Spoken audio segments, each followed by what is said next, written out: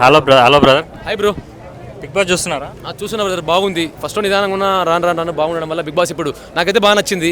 ఇప్పుడు కంటెస్టెంట్స్ కూడా హీట్ పెరిగింది మధ్యలో, ఆటల్లో భాగంగా ఇప్పుడు హీట్ పెరిగింది. బాగుంది బిగ్ బాస్ అయితే, చూడడానికి బాగుంది. పర్లేదు. ఏడుస్తుంది, ఏడవకూడదు. ఏడుస్తే మాత్రం ఓట్లు పడవు. ఏడవకుండా దమ్ముతో ఎదుర్కొంటే మాత్రం ఖచ్చితంగా గెయిన్ అవుతుంది. సింపతి క్రియేట్ చేసుకోవడం నచ్చట్లేదు నాకు. తనుజ గారి సింపతి అనుకుంటానైతే.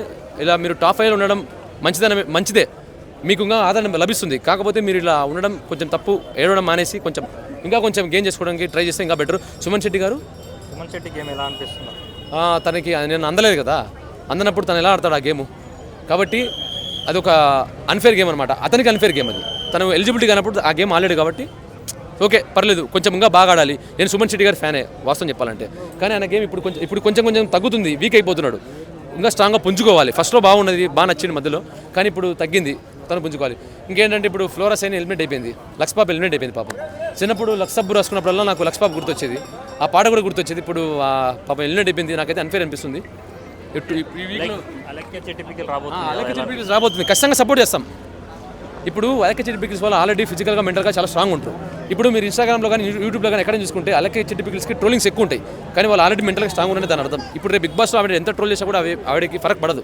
తను మెంటల్గా ఫిజికల్గా చాలా స్ట్రాంగ్ ఉంది. టాస్క్ కానీ మిగతా ఈజీ కంప్లీట్ చేస్తుంది. అలెక్క చెట్టి పికిల్స్ టాప్ 5లో ఖచ్చితంగా ఉంటుంది వచ్చినా కూడా. రీతు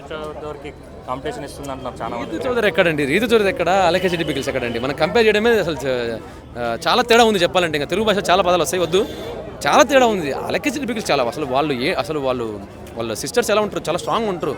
ఎలాంటి ట్రోలింగ్ చేసినా తట్టుకొని వాళ్ళ బిజినెస్లు తీసుకుంటుండే వాళ్ళు. కాబట్టి సో ఇక్కడ అలెక్క చెట్టి పికిల్స్ ఖచ్చితంగా పోటీ ఇచ్చేస్తుంది రీతు చౌదరికి, డౌటే లేదు. టాప్ 5లో ఖచ్చితంగా ఉంటుంది. సంజన గురించి ఏం చెప్తారు?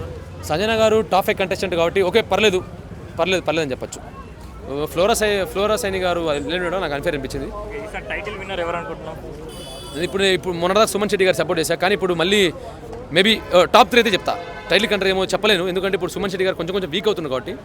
నేనైతే టైటిల్ కంట్రీ ఆయన అనుకుంటా, సుమన్ శెట్టి గారే. కాకపోతే సంజన గారు అయ్యుండొచ్చు, సంజన గారు రావచ్చు.